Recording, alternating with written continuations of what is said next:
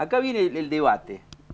Dice, Perotti, traicionaste a los que te votamos, entregaste la patria. ¿Cuántas veces escuchaste en las últimas horas esto? Si ya te lo dije ayer en la radio, me parece que es como que me parece a mí que te quieren correr políticamente más que es una cuestión de... No de muchas, lo que... hay algunas referencias en Facebook con las mismas consignas. Yo creo que esta no es una discusión de consignas.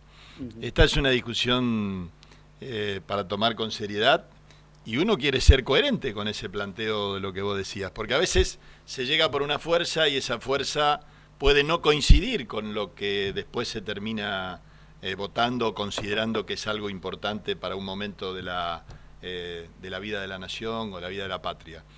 Aquí coinciden, porque todos los que fuimos parte de la campaña de Daniel Scioli, junto a su equipo económico, teníamos en agenda la instancia de cerrar la etapa de default de la Argentina, de salir del desendeudamiento de la Argentina. No es una novedad. Se hablaba de que era uno de los primeros temas de la agenda.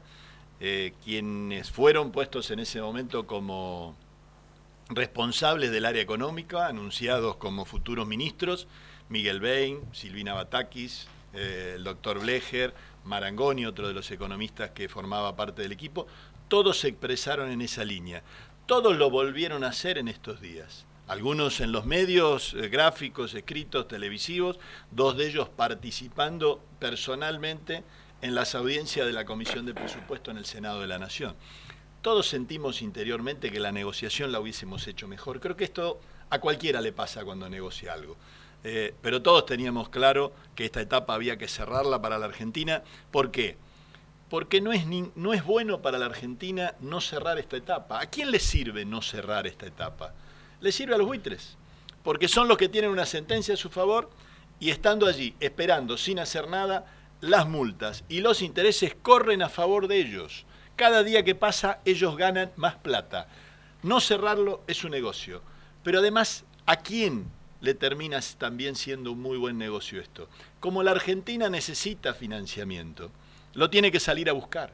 Como nosotros estamos en default y tenemos una mala calificación, cualquiera que nos presta caro, nos presta por arriba del 10%. Recién ahora, provincia de Buenos Aires, con esta expectativa de que se podía llegar a salir del default, colocó a 9.7. Es muy caro para la Argentina. Para que ustedes tengan una idea, 2 puntos menos de tasa en el financiamiento de la Argentina son 2.500 millones de dólares menos por año. Entonces, creo que esto es lo primero que hay que poner. ¿Era bueno para la Argentina seguir como estamos? ¿Era lo mejor? No. Todos los días debíamos más y cada vez que teníamos que salir Ahora, nos endeudábamos caro. Yo te tengo que decir esto. El análisis, apenas te escucho en el discurso, vos podés coincidir con tus puntos, digamos, argumentativos o no. Ahora, lo cierto es que lo que se desprende de tu discurso es un mensaje implícito de crítica a lo que fue el manejo de la economía, por lo menos el último año. Porque ayer te escuché una cosa que yo no lo sabía. Por ejemplo, no lo tenía en cuenta. En septiembre del año pasado, cuando se diseña el presupuesto 2016, el presupuesto con el que se mantienen todas las políticas de Estado, me dijiste algo que después lo estuve chequeando y es real. O sea, un presupuesto con un endeudamiento de 54.000 millones de dólares que lo diseñó Kicillof. O sea, en septiembre no se sabía si ganaba Scioli o se ganaba Macri. Y Kicillof endeudó, o sea, como ministro de Economía, hoy es diputado nacional, pero es una de las voces cantantes del kirchnerismo, dice, endeudó 54.000 millones de dólares a Argentina sin importar si era Macri o Scioli. Vamos a ser claros, el presupuesto habilita a ese endeudamiento. Ese endeudamiento, el artículo 38 habilita unos 54.500 millones de dólares para tomar nuevo endeudamiento, para obras, para inversiones, pero esa es la autorización que hoy tiene el gobierno de Macri del presupuesto del año pasado. Eso sí va a ser deuda nueva. Eso sí va a ser deuda nueva. Vos dijiste endeudamiento sí, endeudamiento no. En este momento no hay un nuevo endeudamiento. Tenemos que ser muy claros. Le debemos a los buitres y al fallo de Griesa. Tenemos registrado en nuestros números del Ministerio de Economía, en los informes de la Auditoría General de la Nación, más de 11.600 millones de dólares que se debe, que se lo debemos allí al juzgado, a los buitres y a los que todavía no terminaron la instancia judicial, y vamos a emitir bonos por 12.500. Dejamos de deberles a los buitres y pasamos a deberle a los bonistas a una tasa menor. Esto es lo que se hace. Se cambia esta deuda por esta deuda. ¿Y por qué se cambia esta deuda? ¿Por qué salimos de acá? No generamos 12.000 millones nuevos de endeudamiento. Son los que hoy tenemos. ¿Pero por qué tenemos que salir? ¿Para cumplir solamente la sentencia? Para poder sacarnos esa sentencia de arriba que hoy pone en riesgo lo que es lo más importante en esta discusión, el 93% de la deuda reestructurada. Ese 93% hace 1 año y 9 meses que no cobra, porque el juez que dijo, antes de pagarle al 93, tienen que pagarle a este 7, y bloqueó esa posibilidad. Recordarán ustedes que por eso se sancionó la ley de pago soberano hace 1 año y algo, que votamos como una manifestación de la Argentina. Te lo toma también, o sea, el sector que te critica del justicialismo, te lo recuerda eso. Che, Pero, Perotti obviamente, votó 2 leyes que van a contramano de lo que hoy significa, dice, por ejemplo. Cuando queremos quedarnos en los eslóganes y sin analizar, podemos hacer críticas. Se votó la ley de pago soberano, ¿por qué? Porque era la manifestación de decir, nosotros queremos pagar igual, habilitamos acá en la Argentina para pagar, y también en Francia. Fue una sugerencia del equipo de Massa en ese momento que se incorporó. ¿Saben cuántos vinieron a cobrar en este tiempo con esa ley de pago soberano? Ninguno.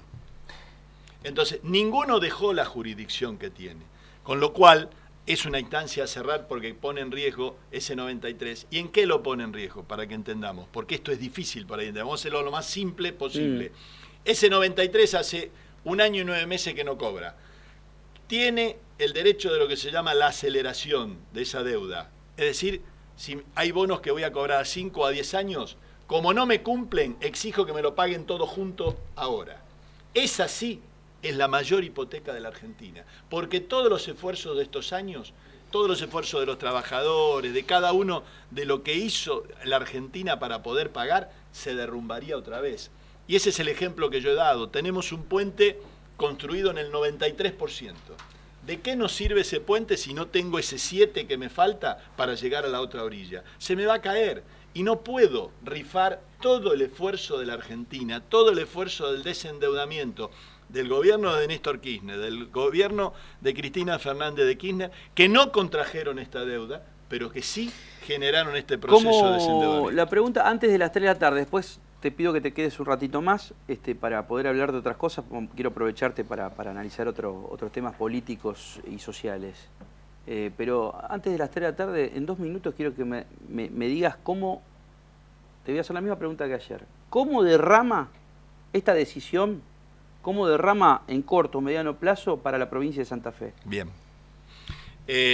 Tenemos que ser muy claros. Se cierra una etapa de la deuda externa de la Argentina. Cualquier etapa posterior donde se tome financiamiento, nosotros sentimos que es el Congreso el que debe recuperar plenamente sus facultades. Hoy están todas delegadas.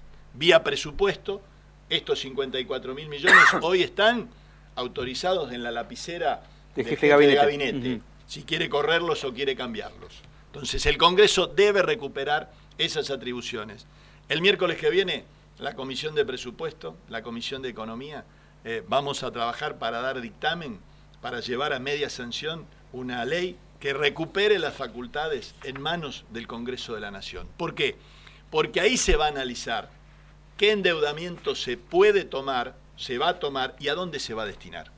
De la misma manera que damos para terminar el desendeudamiento de la Argentina, decimos no si se va a usar para gastos corrientes, decimos no si se va a utilizar para mantener los mismos mecanismos de fuga de capitales que la Argentina ha tenido en sus mayores momentos de deuda externa. ¿Dónde queremos que venga ese financiamiento? Queremos que llegue a las provincias, queremos que llegue a través de la posibilidad de financiar obras de infraestructura social, acueductos, agua, viviendas, cloacas.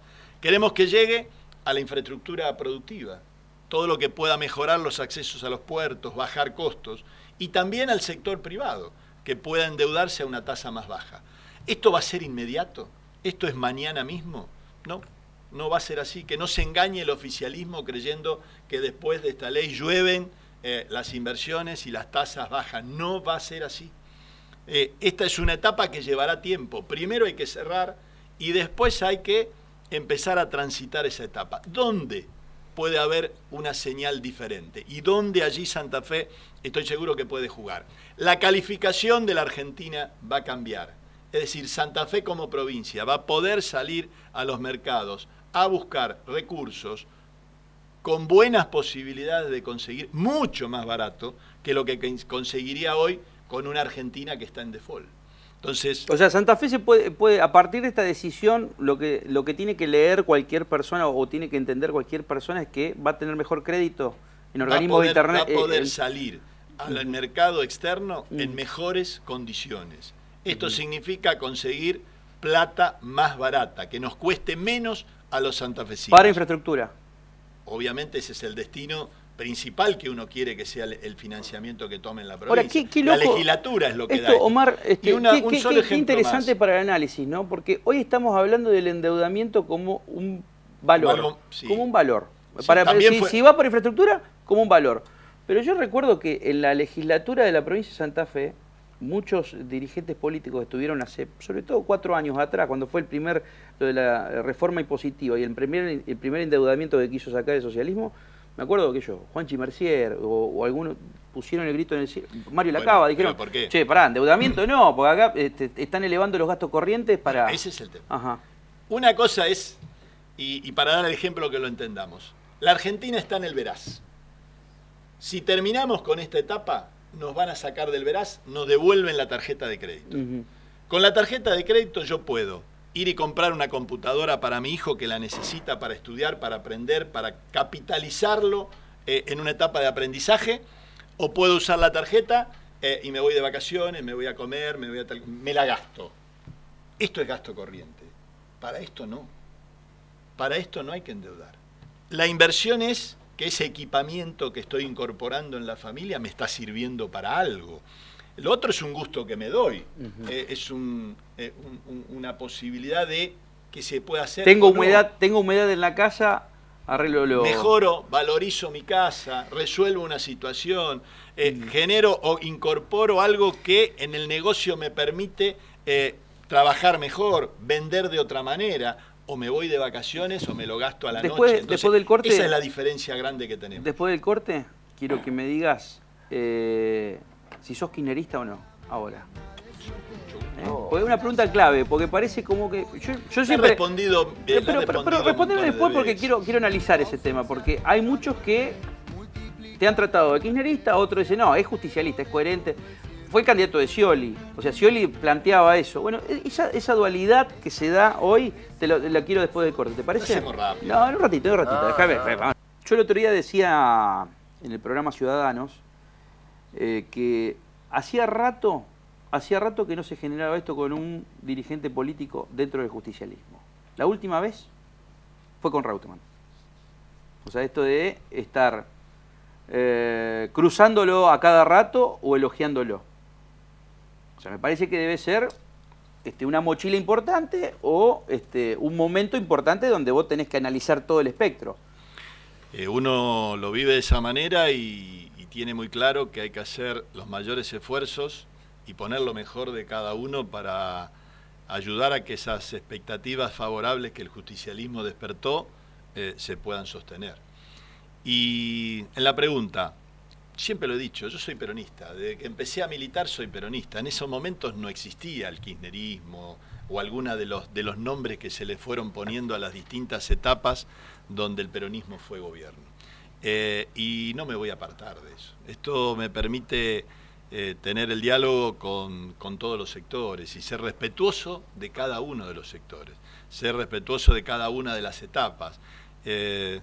Presidente de nuestro bloque, Miguel Pichetto, decía el otro día que él era peronista sin beneficio de inventario. Y uno lo siente de esa manera.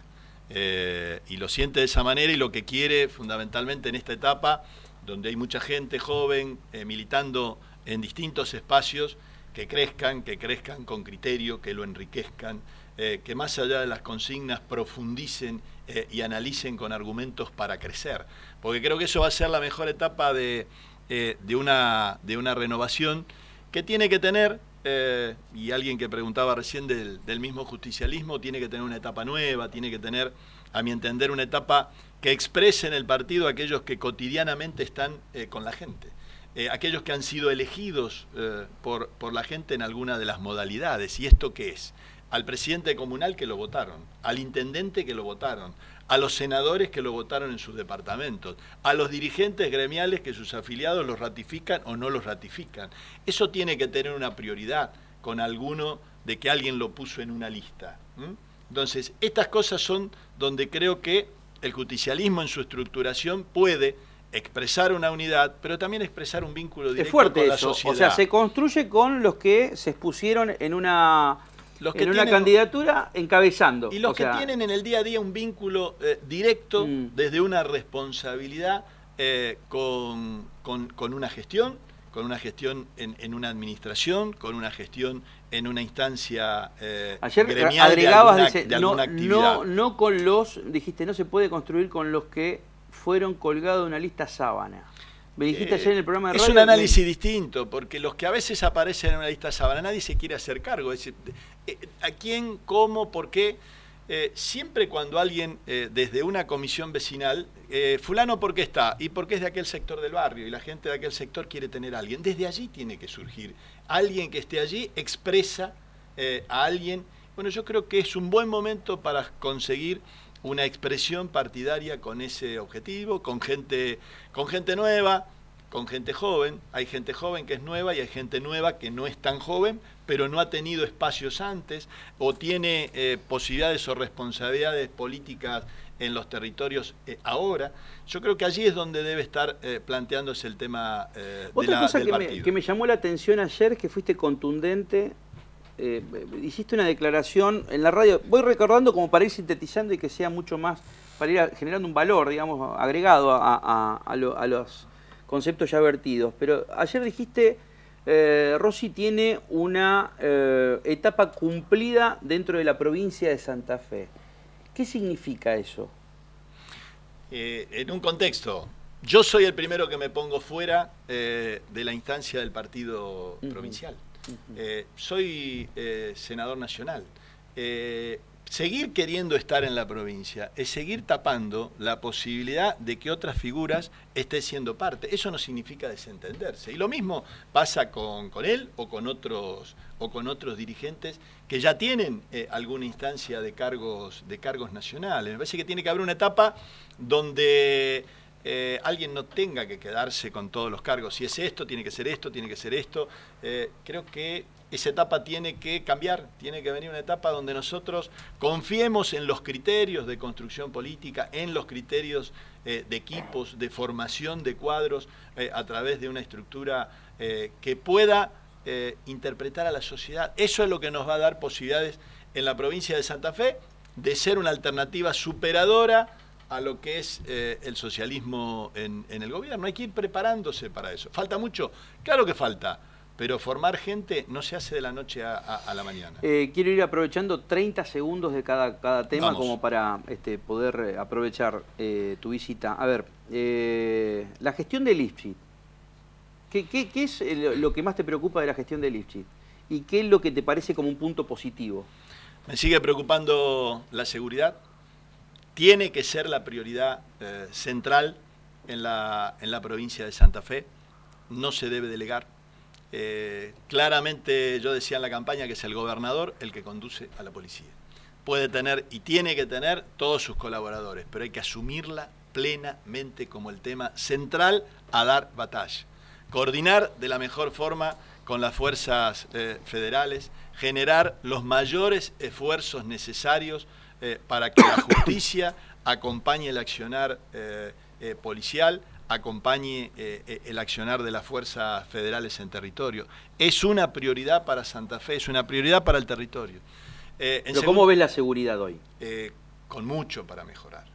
Con mucho para mejorar. ¿Pero mejor o peor que como estaba? Creo que hay algunos intentos de ir corrigiendo algunos errores. Yo creo que necesariamente hay que volver a las unidades regionales, hay que dejar claro dónde está el mando, dónde está la responsabilidad. ¿Te parece bien esto de que haya un jefe de policía que se envíe el pliego para tener mayor volumen político a la legislatura? Porque esto se asume. Usted tiene que conducir a la policía. Si va a haber un proceso de consulta a la legislatura, no puede ser con un nombre. Me parece que con las comisiones que puedan encargarse de monitorear los ascensos, de seguir las carreras policiales. Pero eso es delegar mucho más todavía. Creo que ¿qué puedo estar trabajando? Puedo estar trabajando en las calificaciones, de saber si que puedo tener 20 oficiales con posibilidades de buenas calificaciones para elegir. Pero elijo y mando. Me parece que suponga que usted está convencido que Villarroel es el mejor jefe de policía para tal cosa. No quise ponerte en policía, puse Villarroel. Si no te van a cargar también que tenés, ya demasiado que tengo, pero todavía comisario. Entonces, si usted está convencido y cree en los valores, tiene que jugarse por esa persona y por la fuerza. Si lo somete y le vuelve un no, usted perdió una pieza en la cual creía y confiaba. Entonces, me parece que en toda instancia de participación es buena previa, no en esta etapa donde se necesita mantener la jerarquía policial, reconstruirla, respaldar a la fuerza desde la conducción y desde la buena selección. Y esa tiene que ser responsabilidad de quien se hace cargo plenamente de esto. Y yo creo que en eso, hacia allí se debe ir trabajando. Que se involucren las fuerzas políticas. Y la relación con las fuerzas federales es un punto importante. ¿Tenés un relevamiento o tenés un análisis, por lo menos, digamos, como senador nacional, de cómo han sido estos 100 días de relación entre la gestión Macri y Lifchit en cuanto a la presencia de fuerzas nacionales en la provincia de Santa Fe? No puedo darte el detalle fino de cómo es la relación. A mí me da la impresión, por lo menos en la ciudad de Santa Fe, cada vez hay menos presencia. Obviamente, no veo un gendarme como veía antes de diciembre. Es que ha habido un retiro. Entonces, en las ciudades donde estaban, no están. Y los intendentes están planteando su retorno. Había sido un acierto que la Gendarmería vuelva y además venga a la ciudad de Santa Fe y además vaya a Reconquista, vaya a Rafaela, vaya a Venado Tuerto. Que será una discusión secundaria. La prioridad es que estén. Pongamos en segundo plano quién es el que tiene que pagar. Creo que la Nación tiene que hacer un esfuerzo en colaborar en este momento particular de la provincia de Santa Fe. No es un problema más en el contexto nacional el que tiene nuestra provincia. Como se acude en ciertos momentos con recursos para una emergencia hídrica, para una emergencia climática, Santa Fe la tiene en seguridad. Y eso tenemos que asumirlo también en el planteo y en el reclamo. Porque si creo que todo está bien y entonces me pongo a negociar que no corresponde, aquí necesito que la Nación me ayude hasta que la formación y la preparación de la fuerza policial vaya mejorando. En el mientras tanto necesito a las fuerzas federales y necesito que la Nación me esté ayudando frente a esta falencia y esta necesidad que los santafesinos tenemos, porque hay una excepcionalidad y hay una emergencia en el tema de seguridad que tenemos que entenderlo. Muy pocas veces se ven casos como el de Rodrigo Fernández, Obviamente. De que denuncian a los narcos de su ciudad. Y si no hay un respaldo detrás. Yo creo en que nosotros tenemos que avanzar en la instancia de intervenir en el narcomenudeo. La provincia tiene que ir ahí. Yo sé que esto a muchos no le gusta, pero cada intendente, cada presidente comunal es el que recibe del vecino la información. Y ese quiere trasladársela a la policía y la policía dice, pero eso es el juez federal, no tengo jurisdicción, no puedo. Lo que pasa es que hay mucha crítica hoy para los jueces federales, pero yo que veo que acá en la provincia de Santa Fe... Pero usted no tiene un juez federal en cada pueblo. Usted no tiene un juez federal en cada pueblo. Pero la justicia provincial de acá de la provincia de Santa Fe la política tendría que empezar a analizar con la lupa cómo es el accionar de los jueces y fiscales de la provincia. Hay que analizar esto, porque hay argumentos de no conviene que sea la nación, que no, que bueno, que el juez federal, que pido la orden, todos se lavan las manos. Y el vecino que una vez a usted le dijo, en esa esquina venden, a la semana quiere que haya pasado algo. Hasta que eso no se corrija, esto no va a enfrentarse seriamente el problema en la provincia de Santa Fe. Está lleno de mensajes, repleto de mensajes. Vamos a volver. Le voy a dar a los asesores del Senador Nacional una cuestión todos los mensajes se lo voy a sumada al tema de las gestiones provinciales, quiero de ir las a gestiones tarifas nacionales. También, porque esto me parece que es la primera vez, creo yo, Omar, que en el top 3 de demanda social lo pasa la seguridad, el tema de las tarifas. La suba de precios. Y sobre todo en la provincia de Santa Fe, con la EPE. De la suba de precios. Aquí tenemos algo que uno tiene profundas diferencias en cómo se han encarado las primeras acciones en el gobierno nacional, en lo que tiene que ver claramente con el tema social y el tema laboral. La necesidad de ir adecuando las tarifas era algo entendible, pero no de esta manera. Para ser gráficos, creo que no se actuó con bisturí. Esto es un serrucho y una sierra. De golpe alguien no puede tener una factura. Una señora de una despensa en Santo Tomé me decía hoy, pago 4.500 de alquiler y 3.300 de luz. Tengo que cerrar. Estas desproporciones, desde un frigorífico en mi ciudad con una factura de 900.000 llevado a 3 millones. El mercado de productores en Rosario, Fisherton, es tremendo, es la factura del millón de pesos. Llegando a 1 millón de pesos. Entonces, esto de golpe, cuando en el bolsillo de la gente está el sueldo viejo, tengo que enfrentar todos estos costos. Esto es de alto impacto. Uno puede explicar todos los costos, pero en el bolsillo de la gente esto es 3 veces más, es 4 veces más. Es difícil de explicar. Que venga su hijo y me diga, te gasté el triple del mes pasado. ¿Cómo? No está en la lógica de alguien. Fui a comprarme la zapatilla y me compré una 3 veces más cara. No existe. Entonces, esto tampoco podría haberse dado. Faltó gradualidad, hubo mucha voracidad detrás del tema del aumento tarifario en lo energético. ¿Por qué pensás vos? ¿Que quisieron absorber el costo político en los primeros 3 meses? Todo de golpe, y con una lectura muy porteña, porque la luz en Capital Federal en realidad estaba muy baja en relación a lo de las otras provincias. Y de golpe cambiar el cuadro tarifario también nos arrastra a las provincias. Y allí creo que lo asesoran muy mal al gobernador, porque la provincia de Santa Fe, que tenía capacidad para resguardar ese aumento, al menos en algunos sectores sensibles, va junto. A mí me hubiese gustado que la entrevista de esta semana del gobernador Lifchitz con el ministro Aranguren no hubiese sido ahora. Hubiese sido el primer día después del anuncio. Porque hubo el anuncio nacional y la provincia aumentó. Y recién al mes y algo voy a reunirme con el ministro. Aquí tenemos algo claro.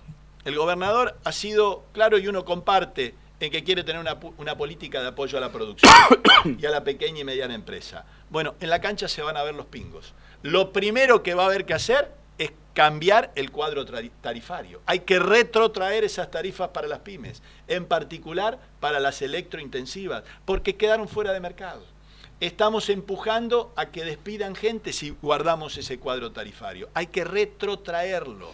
Y en esto, tanto Nación como provincia, en su lectura, de la misma manera que hay cuadros sociales. Pero ¿y cómo se hace eso? A ver, ¿cómo generás eso?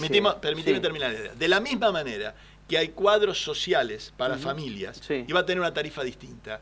Si el tema es que quiero apoyar a la producción, tengo que tener identificada aquellas industrias que consumen energía de manera importante, electrointensivas, que me interesa claramente que conserven empleo, que se mantengan en el mercado, también tiene que tener esa tarifa social, llamémosle tarifa de incentivo productivo. Claro, no solamente para las familias, digamos, que menos tienen, sino para los que producen empleo. Allí ¿fondo compensador? búsquele la forma que sea, pero eso es una bonificación, un subsidio, un incentivo, porque allí estoy cuidando industria nacional, allí estoy cuidando empleo. Y a muchos les gusta decir, en ningún país normal se subsidia tanto, en ningún país normal aumenta la energía para todos en este nivel y en esta proporción. Entonces, en eso uno no está para nada de acuerdo en este momento en cómo se está enfrentando, cómo se está descuidando en su primer momento el aumento de precios. Generar una devaluación creyendo que eso no va a precios ha sido un error, y ese error no lo paga alguien que hizo un anuncio, uy, me equivoqué, en realidad pasó, la está pagando la gente que todavía no tiene en su bolsillo el sueldo nuevo, pero tiene que enfrentar suba de precios en el supermercado, esta tarifa energética, la tarifa del agua y la tarifa nueva del gas. Va a ser muy duro, y en esto, de la misma manera que le dábamos una herramienta para cerrar la etapa de desendeudamiento de la Argentina al gobierno, reclamamos muy firme que el gobierno cuide la industria nacional, cuide el empleo. Esto es central, cuidar a nuestros trabajadores es fundamental. ¿Por qué? Porque esa estructura productiva es la que ha posibilitado tener divisas y tener recursos para pagar. Entonces